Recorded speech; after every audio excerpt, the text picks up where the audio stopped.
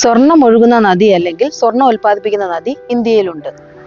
ഇന്നത്തെ വീഡിയോയിൽ സ്വർണം ഉൽപ്പാദിപ്പിക്കുന്ന ഇന്ത്യയിലെ നദിയെക്കുറിച്ചാണ് സംസാരിക്കുന്നത്.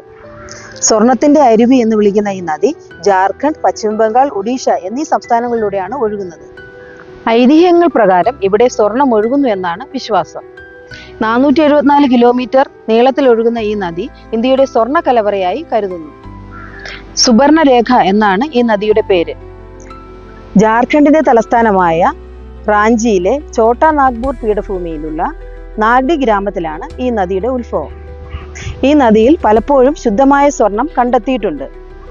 എന്നാൽ ഈ നദിയിൽ എവിടെ നിന്ന് സ്വർണം വരുന്നു എന്നത് ഇപ്പോഴും ഉത്തരം കിട്ടാത്ത ചോദ്യമാണ്. നദിക്കടിയിൽ നിന്നും കോരിയെടുക്കുന്ന മണലിൽ നിന്നും നദീതടവാസികൾ വളരെ ക്ഷമയോടെയാണ് സ്വർണ്ണത്തരികൾ വേർതിരിക്കുന്നത്. സുബർണരേഖ നദിയും സ്വർണ്ണത്തരികളുമാണ് ഇവിടെയുള്ളവരുടെ അതിജീവനോപാധി. അതിരാവിലെ മുതൽ രാത്രി വരെ കോരിയെടുക്കുന്ന മണലിൽ നിന്ന് ലഭിക്കുന്നത് 1-2 സ്വർണ്ണത്തരികൾ മാത്രമായിരിക്കും. ചിലപ്പോൾ ഒന്നും ലഭിച്ചെന്നും വരില്ല.